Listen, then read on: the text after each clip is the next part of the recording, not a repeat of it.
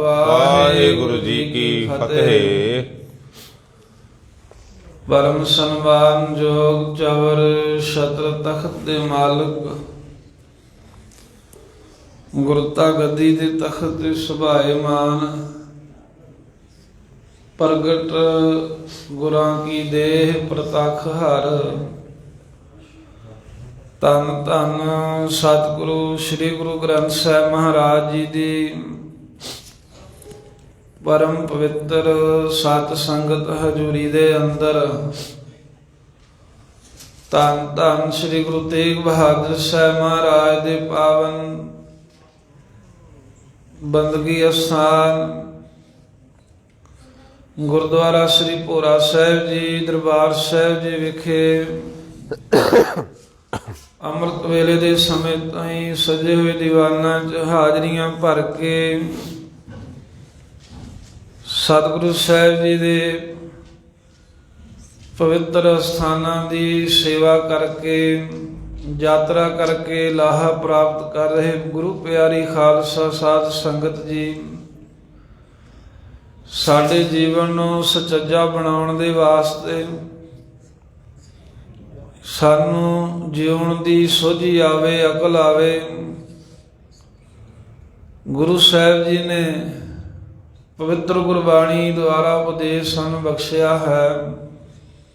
ਮਹਾਰਾਜ ਸਾਹਿਬ ਦੀ ਪਵਿੱਤਰ ਬਾਣੀ ਲੜੀਵਾਰ ਕਥਾ ਉਪਦੇਸ਼ ਸੁਣ ਹਿਤ ਇਕਾਗਰਤਾ ਬਖਸ਼ੋ, ਗੁਰੂ ਚਰਨਾਂ ਦਾ ਧਰੋ ਧਿਆਨ। ਜਿੱਥੇ ਵੀ ਹਾਜ਼ਰੀ ਭਰਨ ਦਾ ਸਮਾਂ ਮਿਲ ਰਿਹਾ ਹੈ, ਉੱਥੋਂ ਸੁਰਤੀ ਬਿਰਤੀ ਗੁਰੂ ਚਰਨਾਂ 'ਚ ਜੋੜ ਕੇ ਆਖੋ ਸਤਿਨਾਮ ਸ੍ਰੀ ਵਾਹਿਗੁਰੂ ਸਾਹਿਬ ਜੀ। ਸਤਿਨਾਮ ਸ੍ਰੀ ਵਾਹਿਗੁਰੂ ਸਾਹਿਬ ਜੀ।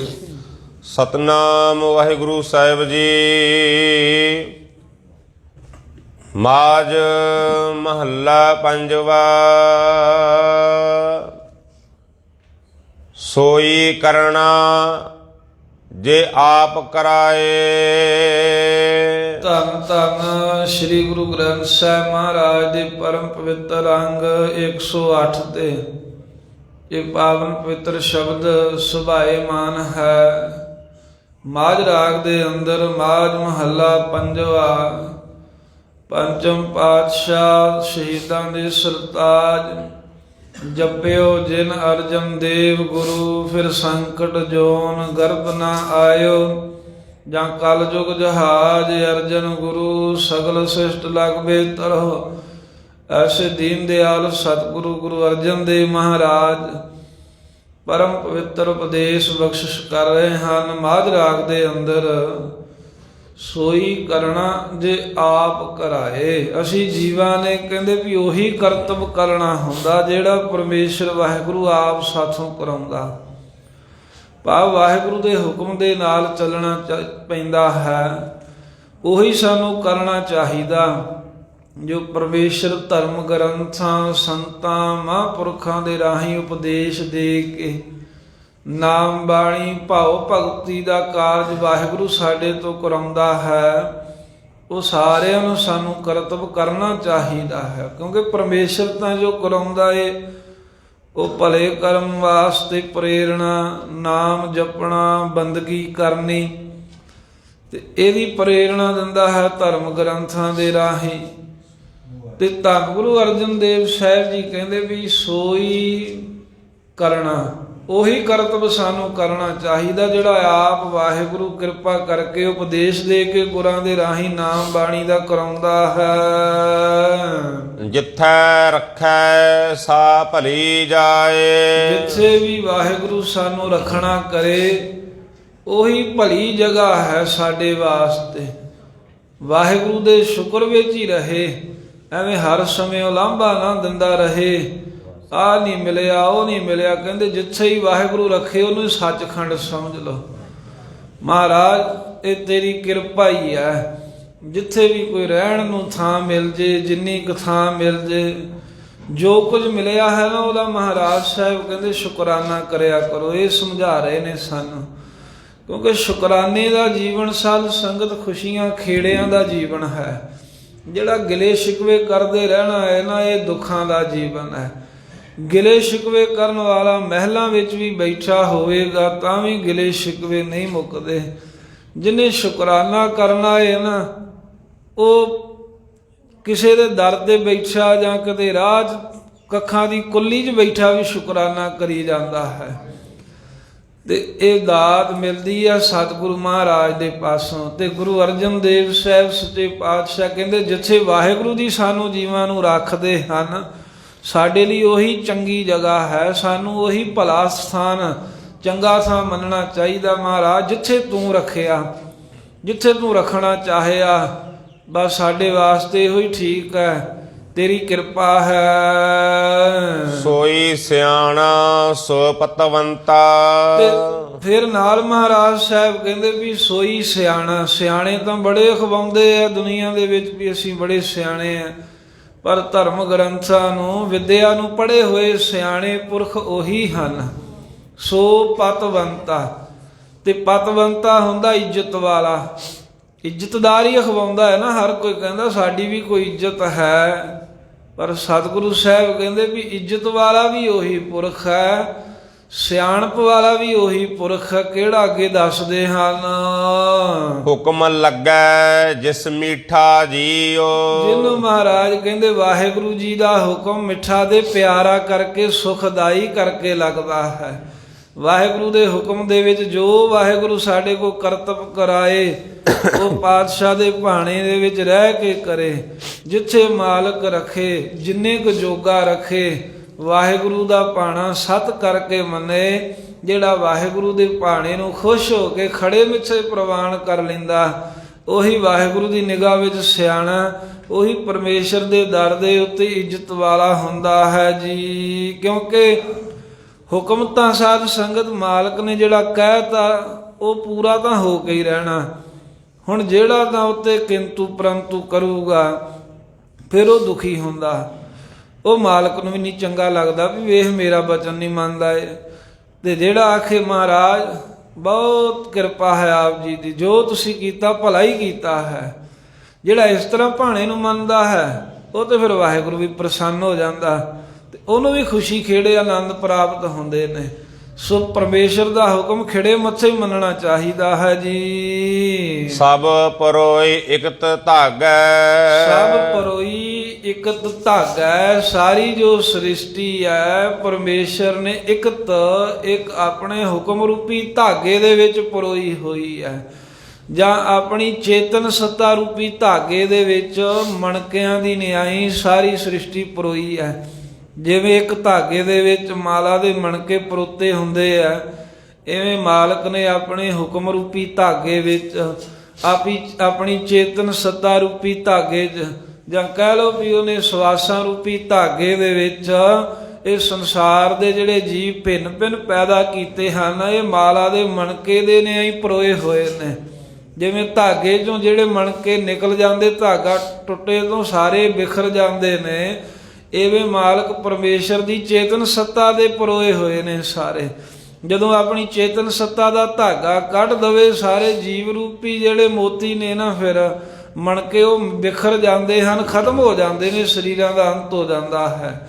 ਤੇ ਪੰਚਮ ਪਾਤਸ਼ਾਹ ਗੁਰੂ ਅਰਜਨ ਦੇਵ ਸਾਹਿਬ ਕਹਿੰਦੇ ਵੀ ਸਾਰੀ ਸ੍ਰਿਸ਼ਟੀ ਸਭ ਜੀਆ ਜੰਤ ਵਾਹਿਗੁਰੂ ਨੇ ਆਪਣੇ ਸਹਾਰਾ ਦੇਣ ਰੂਪੀ ਆਪਣੀ ਚੇਤਨ ਸੱਤਾ ਰੂਪੀ ਧਾਗੇ 'ਚ ਪਰੋ ਕੇ ਰੱਖੇ ਹੋਏ ਹਨ।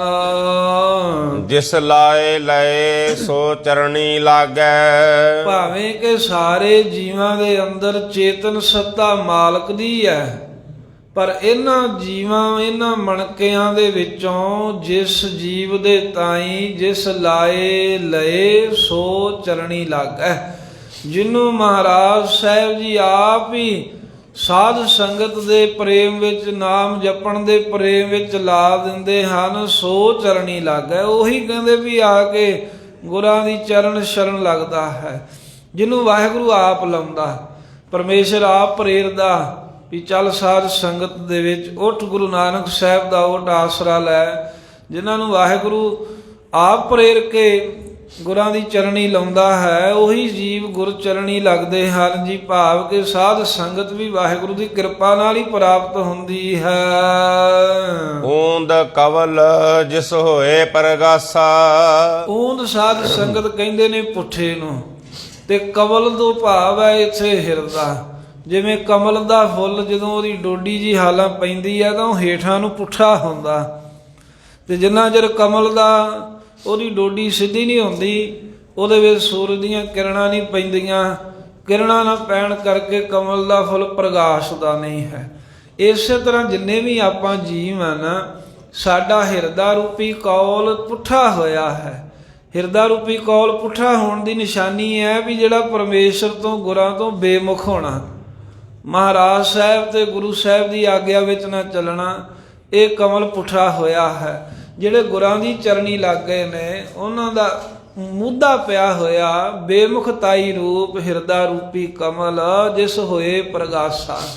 ਕਹਿੰਦੇ ਵੀ ਉਹ ਸਿੱਧਾ ਹੋ ਆਇਆ ਹੈ ਕਰਣਾ ਮੁਦਤਾ ਅਪੇਖਿਆ ਰੂਪੀ ਪੰਖੜੀਆਂ ਦੇ ਸਹਿਤ, ਤੇ ਗੁਰੂ ਸਾਹਿਬ ਸੱਚੇ ਪਾਤਸ਼ਾਹ ਦਾ ਗਿਆਨ ਰੂਪੀ ਪ੍ਰਗਾਸ ਹੋ ਗਿਆ ਹੈ ਉਸ ਹਿਰਦੇ ਵਿੱਚ।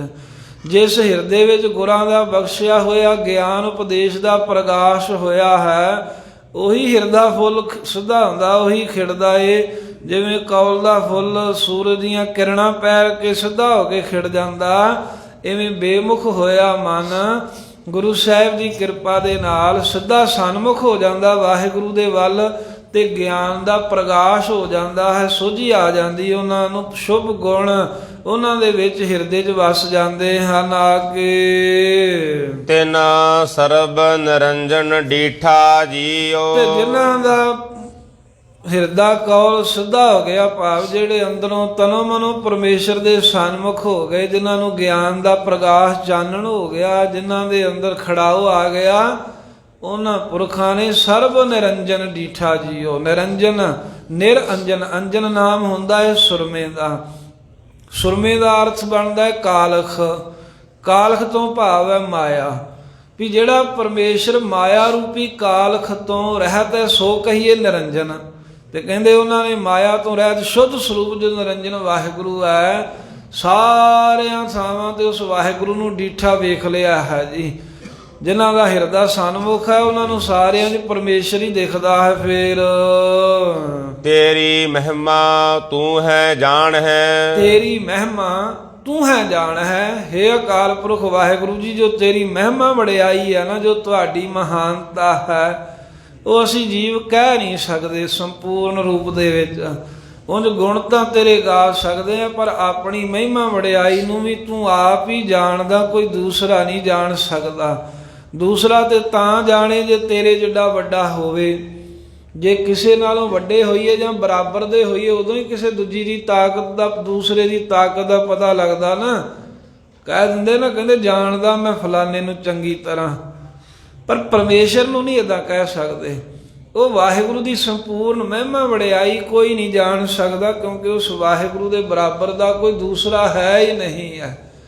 ਤੇ ਇਸ ਕਰਕੇ ਮਹਾਰਾਜ ਅਸੀਂ ਤੇਰੀ ਮਹਿਮਾ ਕੀ ਕਹਿ ਸਕਦੇ ਹਾਂ, ਤੇਰੇ ਗੁਣ ਕਿੰਨੇ ਕੁ ਕਹਿ ਸਕਦੇ ਹਾਂ। ਸੰਪੂਰਨ ਰੂਪ ਦੇ ਵਿੱਚ ਤੇਰੀ ਮਹਿਮਾ ਵਡਿਆਈ ਨੂੰ ਤੂੰ ਆਪ ਹੀ ਜਾਣਦਾ ਹੈ ਜੀ। ਆਪਣਾ ਆਪ ਤੂੰ ਆਪ ਪਛਾਣ ਹੈ। ਹਾਂ, ਤੂੰ ਆਪ ਹੀ ਤਤ ਬੇਤਾ ਰੂਪ ਹੋ ਕੇ ਆਪਣੇ ਆਪ ਨੂੰ, ਆਪਣੇ ਸਰੂਪ ਨੂੰ ਪਛਾਣਦਾ ਹੈ। ਵੀ ਕੋਈ ਮਨੁੱਖ ਆਪਣੇ ਆਪ ਤੇਰੇ ਸਰੂਪ ਨੂੰ ਅਨੁਭਵ ਵੀ ਨਹੀਂ ਕਰ ਸਕਦਾ। ਜਿਹੜਾ ਆਪਣਾ ਆਪ ਰੂਪ ਹੈ ਤੇਰਾ, ਸਰਬ ਕਾ ਰੂਪ ਜੋ ਸੁਆਮੀ ਤੇਰਾ ਹੈ, ਉਸ ਸਰੂਪ ਨੂੰ ਵੀ ਆਪ ਹੀ ਤਤਵੇਤਾ ਰੂਪ ਹੋ ਕੇ। ਤਤਵੇਤਾ ਕਹਿੰਦੇ ਨੇ ਜਿਹੜੇ ਤਤ ਨੂੰ ਗ੍ਰਹਿਣ ਕਰਨ ਵਾਲੇ, ਤਤ ਦੇ ਜਾਣਕਾਰ ਹਨ।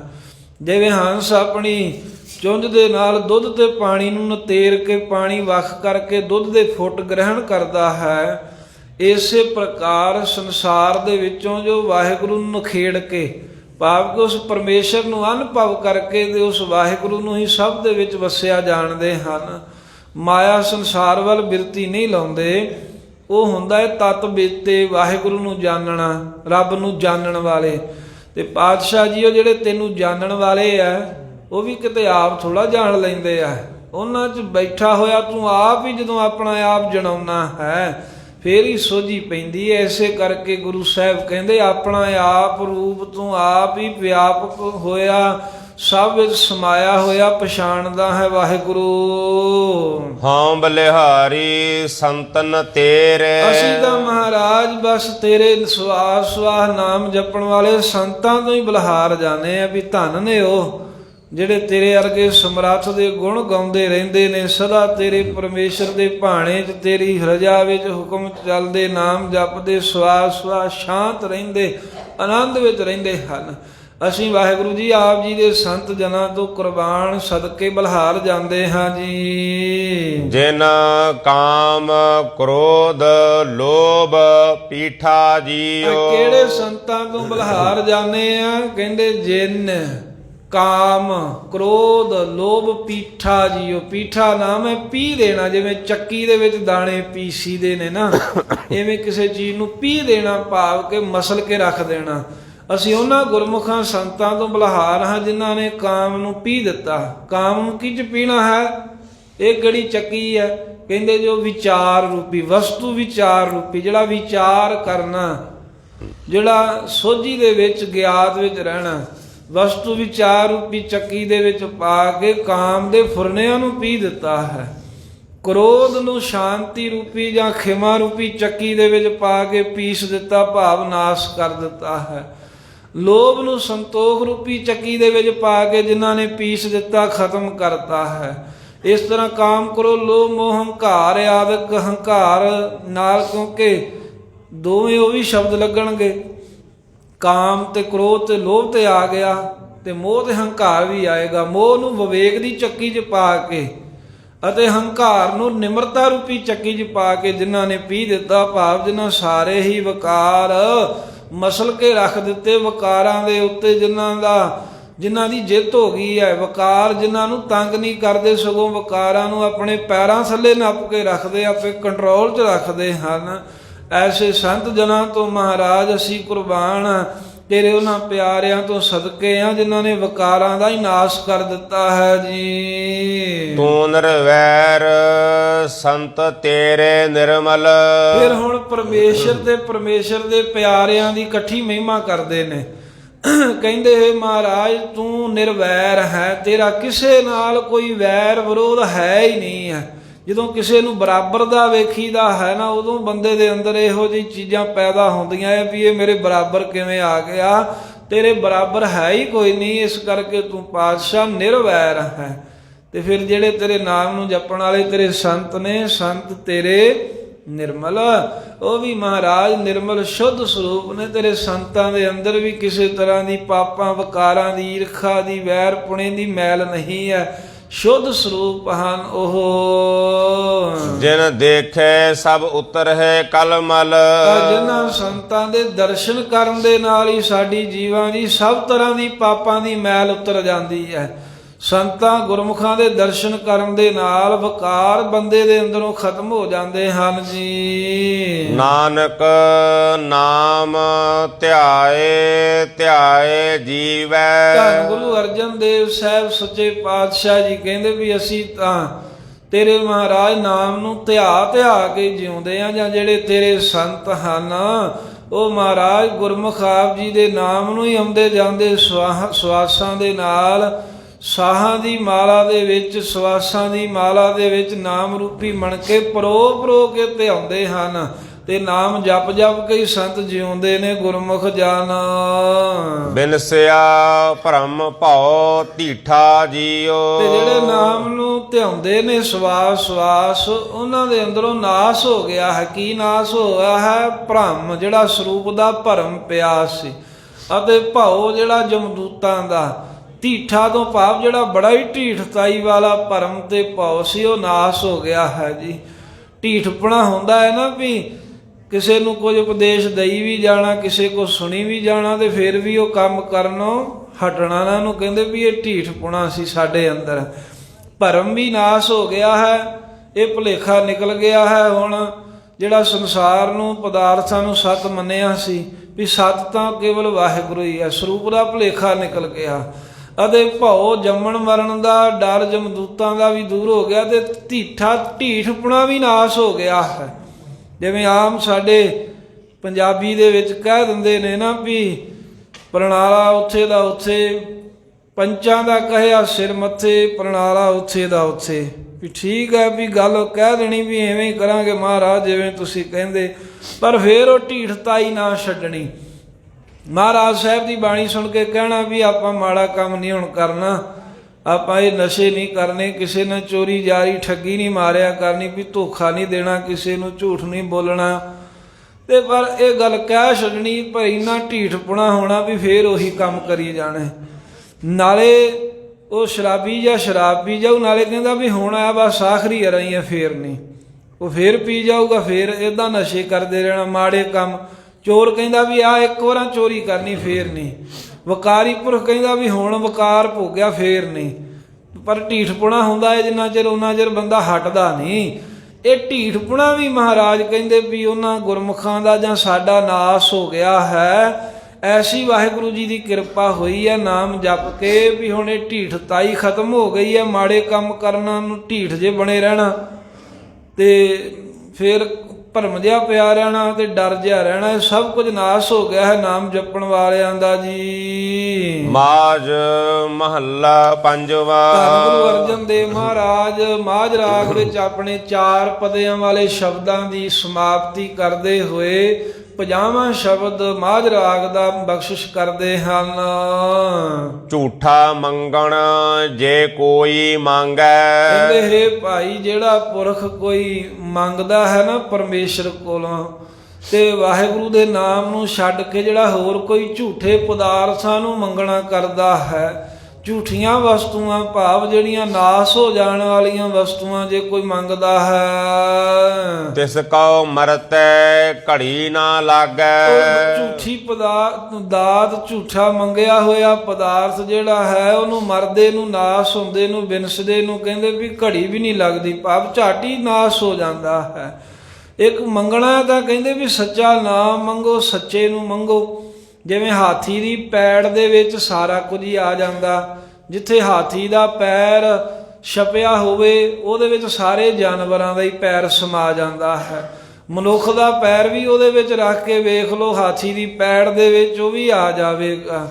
ਇਸੇ ਪ੍ਰਕਾਰ ਜਦੋਂ ਪਰਮੇਸ਼ਰ ਦਾ ਨਾਮ ਮੰਗ ਲਈਏ ਫਿਰ ਸਾਰਾ ਕੁਝ ਵਿੱਚ ਹੀ ਆ ਜਾਂਦਾ ਹੈ।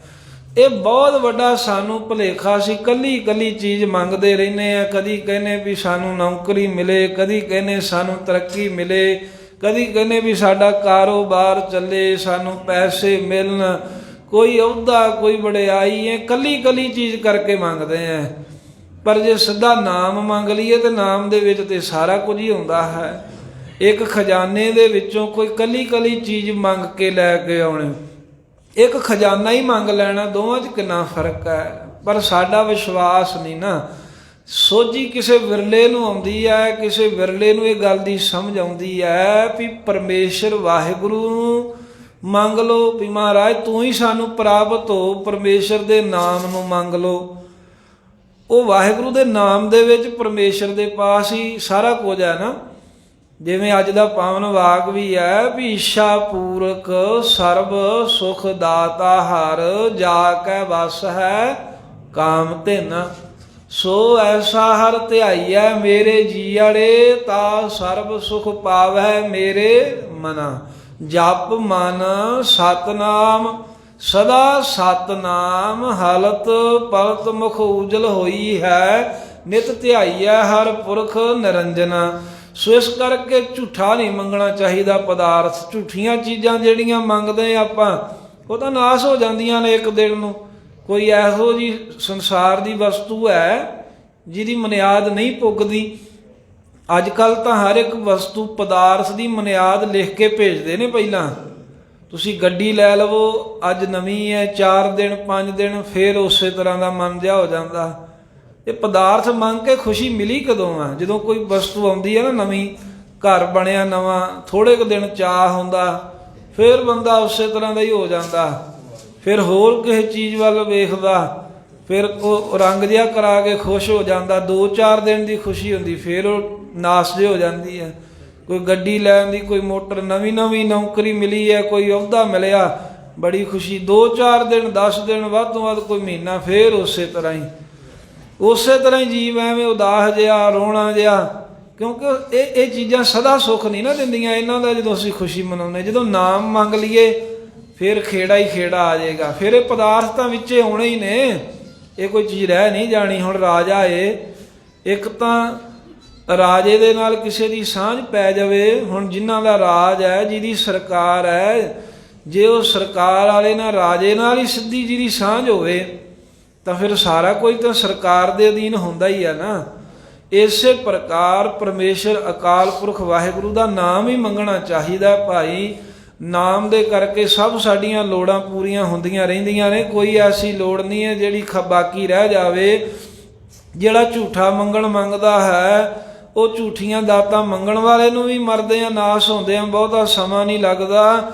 ਝੂਠੀਆਂ ਮੰਗੀਆਂ ਹੋਈਆਂ ਵਸਤੂਆਂ ਵੀ ਇੱਕ ਦਿਨ ਨਾਸ ਹੋ ਜਾਂਦੀਆਂ, ਸਦਾ ਨਾਲ ਕੁਝ ਨਹੀਂ ਨਿਭਦਾ ਹੈ। ਪਾਰ ਬ੍ਰਹਮ ਜੋ ਸਦ ਹੀ ਸੇਵੈ। ਇਸ ਕਰਕੇ ਝੂਠੇ ਮੰਗਣ ਨੂੰ ਛੱਡ ਕੇ ਜਿਹੜਾ ਪੁਰਖ ਸਦਾ ਹੀ ਪਾਰ ਬ੍ਰਹਮ ਵਿਆਪਕ ਨਿਰਲੇਪ ਬ੍ਰਹਮ ਸਰੂਪ ਵਾਹਿਗੁਰੂ ਨੂੰ ਸੇਵਦਾ ਚੇਤੇ ਕਰਦਾ, ਜਿਹੜਾ ਉਸ ਵਾਹਿਗੁਰੂ ਦੇ ਨਾਮ ਨੂੰ ਜਪਦਾ ਹੈ ਜੀ, ਸੋ ਗੁਰ ਮਿਲ ਨਿਹਚਲ ਕਹਿਣਾ।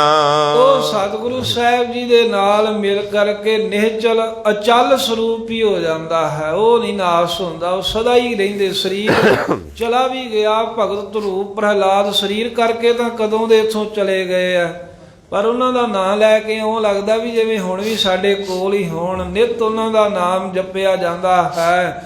ਸਤਿਗੁਰੂ ਮਹਾਰਾਜ ਸਾਹਿਬ ਜੀ ਕਹਿੰਦੇ ਵੀ ਜਿਨ੍ਹਾਂ ਨੇ ਪਾਰ ਬ੍ਰਹਮ ਪਰਮੇਸ਼ਰ ਦਾ ਸਿਮਰਨ ਕੀਤਾ ਹੈ, ਉਹ ਗੁਰਾਂ ਨਾਲ ਮਿਲਣ ਵਾਲੇ ਪੁਰਖ ਸਦਾ ਹੀ ਨਿਹਚਲ ਨੇ, ਅਡੋਲ ਅਵਸਥਾ ਵਿੱਚ ਰਹਿੰਦੇ ਨੇ। ਕਹਿਣਾ ਉਹਨਾਂ ਬਾਰੇ ਇਹੀ ਕਹਿਣਾ ਬਣਦਾ ਹੈ, ਉਹਨਾਂ ਬਾਰੇ ਇਹੀ ਅਸੀਂ ਕਹਿ ਸਕਦੇ ਹਾਂ ਵੀ ਗੁਰੂ ਨਾਲ ਮਿਲੇ ਹੋਏ ਨਾਮ ਜਪਣ ਵਾਲੇ ਗੁਰਮੁਖ ਸਦਾ ਹੀ ਰਹਿੰਦੇ ਹਨ ਜੀ। ਪ੍ਰੇਮ ਭਗਤ ਜਿਸ ਕੈ ਮਨ ਲਾਗੀ। ਜਿਵੇਂ ਮਹਾਰਾਜ ਸਾਹਿਬ ਜੀ ਦਾ ਬਚਨ ਹੈ ਨਾ ਵੀ ਰਹਿਣ ਨਾ ਪਾਵੈ ਸੁਰ ਨਰ ਦੇਵਾ, ਊਠ ਸੁਧਾਰੇ ਕਰ ਮੋਨ ਜਨ ਸੇਵਾ।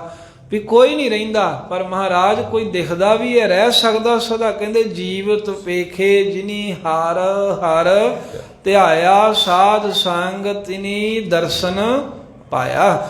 ਉਹ ਕਹਿੰਦੇ ਵੀ ਸਦਾ ਹੀ ਕਾਇਮ ਨੇ ਸੰਸਾਰ ਦੇ ਵਿੱਚ, ਉਹਨਾਂ ਦਾ ਨਾਮ ਸਦਾ ਰਹਿੰਦਾ ਹੈ।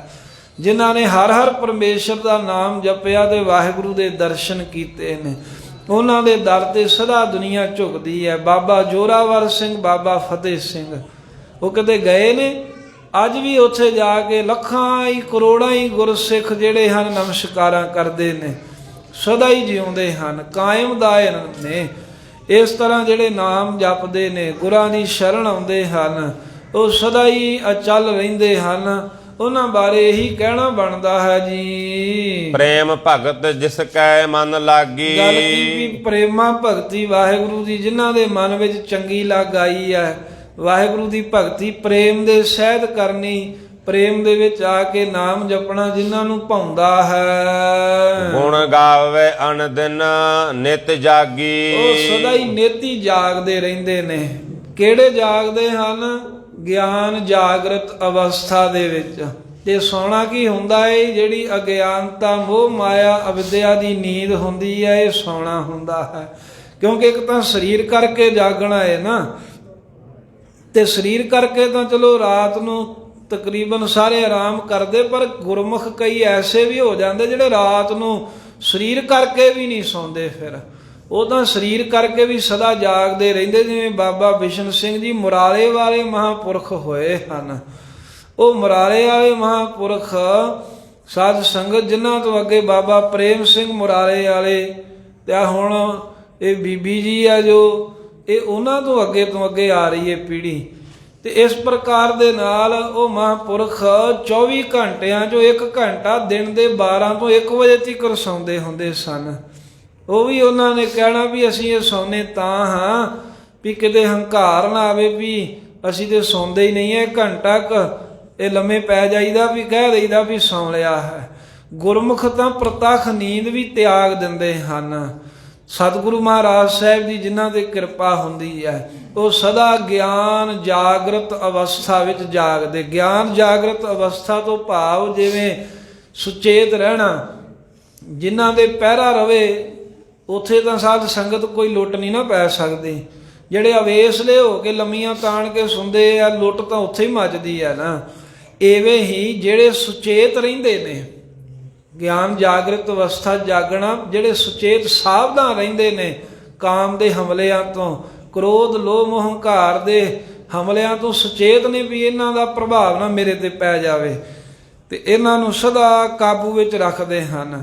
ਉਹ ਜਿਹੜੇ ਸਦਾ ਗਿਆਨ ਜਾਗਰਤ ਅਵਸਥਾ ਵਿੱਚ ਜਾਗਦੇ ਹਨ, ਗੁਣ ਗਾਵੇ ਅਨ ਦਿਨ ਨਿਤ ਜਾਗੀ ਰਾਤ ਦਿਨ, ਸਦਾ ਹੀ ਸੁਚੇਤ ਰਹਿੰਦੇ ਪਰਮੇਸ਼ਰ ਦੇ ਗੁਣਾਂ ਨੂੰ ਗਾਉਂਦੇ ਹਨ ਜੀ। ਬਾਹਾਂ ਪਕੜ ਤਿਸ ਸੁਆਮੀ ਮੇਲੈ। ਇਹੋ ਜਿਹੇ ਜਿਹੜੇ ਗੁਰਮੁਖ ਪਿਆਰੇ ਨੇ, ਉਹਨਾਂ ਦੀ ਪ੍ਰਤੱਖ ਬਾਹ ਫੜ ਕੇ ਜਾਂ ਉਹਨਾਂ ਦੀ ਬਿਰਤੀ ਰੂਪੀ ਭੁਜਾ ਨੂੰ ਆਪਣੀ ਕਿਰਪਾ ਰੂਪੀ ਬਾਹਾਂ ਦੇ ਨਾਲ ਮਹਾਰਾਜ ਸਾਹਿਬ ਨੇ ਖਿੱਚ ਕੇ ਸੁਆਮੀ ਨੇ ਆਪਣੇ ਸਰੂਪ ਵਿੱਚ ਮੇਲ ਲਿਆ।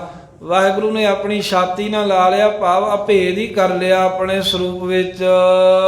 ਜਿਸ ਕੈ ਮਸਤਕ ਲਹਿਣਾ। ਇਹ ਦਾਤ ਉਸੇ ਨੂੰ ਪ੍ਰਾਪਤ ਹੋਈ ਹੈ ਜਿਹਦੇ ਮੱਥੇ ਦੇ ਵਿੱਚ ਇਹ ਕਹਿੰਦੇ ਵੀ ਲਹਿਣਾ ਹੈ। ਜਿਹੜਾ ਲਹਿਣੇਦਾਰ ਹੁੰਦਾ ਹੈ ਨਾ, ਬਰਕਤ ਵਾਲਾ ਹੈ, ਜਿਹਦੇ ਮੱਥੇ ਤੇ ਧੁਰੋਂ ਹੀ ਵਾਹਿਗੁਰੂ ਦੀ ਪ੍ਰਾਪਤੀ ਦੇ, ਵਾਹਿਗੁਰੂ ਨੂੰ ਲਹਿਣ ਪ੍ਰਾਪਤ ਕਰਨ ਦੇ ਲੇਖ ਲਿਖੇ ਸਨ, ਉਹਨੂੰ ਮਹਾਰਾਜ ਸਾਹਿਬ ਨੇ ਆਪਣੇ ਸਰੂਪ ਦੇ ਵਿੱਚ ਮੇਲ ਲਿਆ, ਭੇਦ ਕਰ ਲਿਆ ਹੈ ਜੀ। ਚਰਨ ਕਮਲ ਭਗਤਾਂ ਮਨ ਉਠੈ। ਪਰਮੇਸ਼ਰ ਦੇ ਚਰਨ ਕਮਲ ਭਗਤ ਜਨਾਂ ਦੇ ਮਨ ਦੇ ਵਿੱਚ ਸਦਾ ਹੀ ਵਸੇ ਰਹਿੰਦੇ ਆ, ਭਾਵ ਸਦਾ ਵਾਹਿਗੁਰੂ ਦਾ ਧਿਆਨ ਦਿਲ ਵਿੱਚ ਰੱਖਦੇ ਹਨ। ਸੰਸਾਰ ਵਿੱਚ ਰਹਿੰਦੇ, ਗ੍ਰਸਤ ਵਿੱਚ ਰਹਿੰਦੇ, ਪਰਿਵਾਰ ਵਿੱਚ ਰਹਿੰਦੇ, ਨਿਆਣਿਆਂ ਨਾਲ ਰਹਿੰਦੇ ਵੀ ਭਗਤ ਵਾਹਿਗੁਰੂ ਦਾ ਧਿਆਨ ਨਹੀਂ ਛੱਡਦੇ। ਬਿਨ ਪਰਮੇਸ਼ਰ ਸਗਲੇ ਮੁਠੈ। ਕਿਉਂਕਿ ਜਿਹੜੇ ਪਰਮੇਸ਼ਰ ਦੀ ਯਾਦ ਤੋਂ ਬਗੈਰ ਰਹਿੰਦੇ ਨੇ ਜੀਵ, ਉਹ ਸਾਰੇ ਹੀ ਲੁੱਟੇ ਜਾਂਦੇ ਹਨ। ਉਹਨਾਂ ਦੀ ਇੱਜ਼ਤ ਪੱਤ ਖਰਾਬ ਕਰ ਦਿੰਦੇ ਨੇ ਵਕਾਰ। ਵਕਾਰੀ ਜੀਵਨ ਵਾਲੇ ਹੀ ਹੁੰਦੇ ਨੇ ਜਿਹੜੇ ਵਾਹਿਗੁਰੂ ਨੂੰ ਭੁਲਾਉਂਦੇ ਨੇ, ਉਹਨਾਂ ਦਾ ਕੋਈ ਚੰਗਾ ਜੀਵਨ ਨਹੀਂ ਹੁੰਦਾ। ਉਹ ਵਕਾਰਾਂ ਵਿੱਚ ਫਸੇ ਹੋਏ, ਲੜਾਈਆਂ ਝਗੜਿਆਂ 'ਚ ਫਸੇ ਹੋਏ, ਵਿਸ਼ੇ ਵਕਾਰਾਂ 'ਚ ਫਸੇ ਹੋਏ, ਨਸ਼ਿਆਂ 'ਚ ਫਸੇ ਹੋਏ ਰਹਿੰਦੇ ਹਨ ਹਰ ਸਮੇਂ। ਮੁੱਠੇ ਨਾਮ ਹੈ ਠੱਗੇ ਜਾਣ ਦਾ, ਲੁੱਟੇ ਜਾਣ ਦਾ। ਜਿਹੜੇ ਵਾਹਿਗੁਰੂ ਦੇ ਨਾਮ ਜਪੇ ਤੋਂ ਬਗੈਰ ਨੇ ਸਾਰੇ ਲੁੱਟੇ ਜਾਂਦੇ ਹਨ। ਸੰਤ ਜਨਾਂ ਕੀ ਧੂੜ ਨਿਤ ਬਾਂਛੈ। ਬਾਦਸ਼ਾਹ ਜੀ ਕਹਿੰਦੇ ਇਸ ਕਰਕੇ ਜਿਹੜੇ ਸੰਤ ਜਨਾਂ ਦੀ ਚਰਨ ਧੂੜੀ ਨੇਤੀ ਬਾਂਛੇ ਚਾਹੁੰਦੇ ਹਨ। ਨਾਮ ਸੱਚੇ ਕਾ ਗਹਿਣਾ। ਉਹਨਾਂ ਨੇ ਸੱਚੇ ਪਰਮੇਸ਼ਰ ਦੇ ਨਾਮ ਨੂੰ ਹੀ ਗਹਿਣਾ ਗ੍ਰਹਿਣ ਕੀਤਾ ਹੈ ਆਪਣੇ ਹਿਰਦੇ ਦੇ ਵਿੱਚ। ਜਾਂ ਗਹਿਣਾ ਨਾਮ ਹੁੰਦਾ ਭੂਖਣ ਦਾ। ਗਹਿਣਾ ਪਾ ਕੇ ਜਿਵੇਂ ਸ਼ੋਭਾ ਪਾਈ ਦੀ ਹੈ, ਇਹ ਸਾਨੂੰ ਲੱਗਦਾ ਹੈ ਵੀ ਗਹਿਣਾ ਪਾਇਆ ਤੇ ਸੋਹਣੇ ਲੱਗੀਦਾ ਹੈ, ਪਰ ਗੁਰਮੁਖਾਂ ਨੇ ਅਸਲੀ ਗਹਿਣਾ ਪਾਇਆ ਹੈ ਪਰਮੇਸ਼ਰ ਦਾ ਨਾਮ, ਜਿਹਦੇ ਨਾਲ ਭੂਖਸ਼ਤ ਹੋਈਦਾ, ਜਿਹਦੇ ਨਾਲ ਸੋਹਣੀ ਫੱਬ ਬਣਦੀ ਹੈ, ਜਿਹਦੇ ਨਾਲ ਸੋਹਣੇ ਲੱਗੀਦਾ ਹੈ। ਸਹੀ ਸੁੰਦਰ ਸੋਹਣੇ ਸਾਧ ਸੰਗ ਜਿਨ ਬਹਿਣੇ। ਜਿਨ੍ਹਾਂ ਦੀ ਬਹਿਣੀ ਖਲੋਣੀ ਸਤ ਸੰਗਤ ਨਾਲ ਹੈ ਨਾ, ਉਹ ਸੋਹਣੇ ਹਨ, ਕਿਉਂਕਿ ਉਹਨਾਂ ਨੇ ਨਾਮ ਦਾ ਗਹਿਣਾ ਪਾ ਲਿਆ। ਨਾਮ ਦੇ ਗਹਿਣੇ, ਨਾਮ ਦਾ ਕੰਠਾ ਉਹਨਾਂ ਨੇ ਪਾ ਲਿਆ। ਹਿਰਦੇ ਰੂਪੀ ਗਲੇ ਦੇ ਵਿੱਚ ਨਾਮ ਦਾ ਕੰਠਾ ਧਾਰਨ ਕੀਤਾ। ਸੰਤ ਜਨਾਂ ਕੀ ਧੂੜ ਨਿਤ ਬਾਂਛੈ। ਉਹਨਾਂ ਸੰਤ ਜਨਾਂ ਦੇ ਚਰਨਾਂ ਦੀ ਧੂੜ ਅਸੀਂ ਸਦਾ ਹੀ ਚਾਹੁੰਦੇ ਹਾਂ ਭਾਈ, ਜਿਨ੍ਹਾਂ ਨੂੰ ਵਾਹਿਗੁਰੂ ਦੇ ਨਾਮ ਦਾ ਗਹਿਣਾ ਪ੍ਰਾਪਤ ਹੋਇਆ ਹੈ ਸੱਚੇ ਦਾ। ਊਠਤ ਬੈਠਤ ਹਰ ਹਰ ਗਾਈਐ। ਇਹ ਭਾਈ ਉੱਠਦਿਆਂ ਵੀ ਬਹਿੰਦਿਆਂ ਵੀ ਸਦਾ ਹਰ ਹਰ ਪਰਮੇਸ਼ਰ ਨੂੰ ਗਾਈਏ, ਗਾਉਣਾ ਕਰੀਏ, ਪਰਮੇਸ਼ਰ ਨੂੰ ਚੇਤੇ ਰੱਖੀਏ। ਜਿਸ ਸਿਮਰਤ ਵਰ ਨਿਹਚਲ ਪਾਈਐ। ਜਿਸ ਦੇ ਸਿਮਰਨ ਕਰਦਿਆਂ ਨਿਹਚਲ ਰਹਿਣ ਦਾ ਵਰ ਪਾ ਲਈਦਾ ਹੈ, ਜਾਂ ਵਰ ਜੋ ਪਤੀ ਪਰਮੇਸ਼ਰ ਅਚਲ ਸਰੂਪ ਹੈ ਉਸ ਨੂੰ ਪਾ ਲਈਦਾ ਹੈ। ਨਾਨਕ ਕਉ ਪ੍ਰਭ ਹੋਏ ਦਇਆਲਾ। ਤੇ ਅਖੀਰ ਵਿੱਚ ਮਹਾਰਾਜ ਸਾਹਿਬ ਬੇਨਤੀ ਕਰਨ ਦੀ ਜੁਗਤ ਦੱਸਦੇ ਆ ਵੀ ਵਾਹਿਗੁਰੂ ਅੱਗੇ ਬੇਨਤੀ ਕਰੋ। ਨਾਨਕ ਕਉ ਪ੍ਰਭ ਹੋਏ ਦਇਆਲਾ। ਇਹ ਸੱਚੇ ਪਾਤਸ਼ਾਹ ਦਾਸ ਦੇ ਉੱਤੇ ਆਪ ਜੀ ਦਿਆਲੂ ਹੋਣਾ ਕਰੋ, ਸਾਡੇ ਤੇ ਕਿਰਪਾ ਕਰੋ, ਰਹਿਮਤ ਕਰੋ ਤੇ ਆਹ ਦਾਤ ਬਖਸ਼ ਦਿਓ। ਤੇਰਾ ਕੀਤਾ ਸਹਿਣਾ। ਕੀ ਮੰਗਿਆ ਹੈ ਮਹਾਰਾਜ ਨੇ? ਕਹਿੰਦੇ ਤੇਰਾ ਕੀਤਾ ਸਹਿਣਾ। ਤੇਰੇ ਕੀਤੇ ਹੋਏ ਨੂੰ ਅਸੀਂ ਸਹਾਰਨਾ ਕਰੀਏ ਖਿੜੇ ਮੱਥੇ। ਮਹਾਰਾਜ ਇਹ ਮੇਰੇ ਤੇ ਦਇਆਲਤਾ ਕਰਦੇ ਵੀ ਇਹ ਨਾ ਹੋਵੇ ਵੀ ਤੇਰੇ ਹੁਕਮ ਦੇ ਵਿੱਚ ਉਂਗਲਾਂ ਚੁੱਕਦੇ ਫਿਰੀਏ। ਮਹਾਰਾਜ ਸਾਹਿਬ ਇਹ ਨਾ ਹੋਵੇ ਵੀ ਅਸੀਂ ਤੈਨੂੰ ਉਪਾਲਾਂ ਬੋਲਾਂਬੇ ਦਿੰਦੇ ਰਹੀਏ, ਮਾੜਾ ਚੰਗਾ ਬੋਲੀਏ ਵੀ ਇਦਾਂ ਕਿਉਂ ਹੋਇਆ।